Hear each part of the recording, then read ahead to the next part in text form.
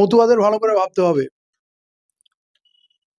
ঠাকুরবাড়ির সন্তান, মানে ঠাকুরবাড়ির হরিচাঁদ গুরুচাঁদের বংশধর, যাকে মতুয়ারা তাদের ভগবান মনে করে এবং তারা এই জাতির মুক্তির জন্য অনেক ত্যাগ স্বীকার করেছে, আজ তারই বংশধর এত ভোগী হয়েছে, এত ভোগ বিলাস করছে যে চরম বিপদের দিন এই মতুয়াদের পাশে নেই। এরাই নাচিয়েছিল বিজেপি করার জন্য, এরাই নাগরিকত্ব দেবে প্রতিশ্রুতি দিয়েছে, কিন্তু সে ওই সিএ ফর্ম ফিল আপ করিয়েছে 800 টাকা দিয়ে, তো অনেক টাকা হয়ে গেছে। এখন তার ফুর্তি অনেক, এখানে ফুর্তি করলে ভালো হবে না, ওইখানে গেলে অনেক রকমের ফুর্তির সামগ্রী পাবে, ফুর্তির দেশ, অতএব এত সুখ সে রাখবে কি করে?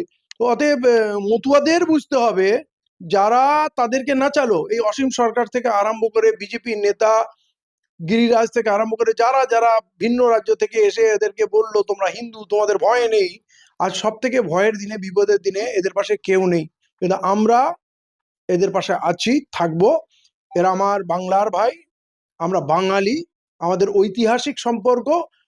আমরা এদের বলতে চাই যে আপনারা এই জাতপাত, এই ধর্মের বাইরে এসে বাঙালি হিসেবে ঐক্যবদ্ধ হন।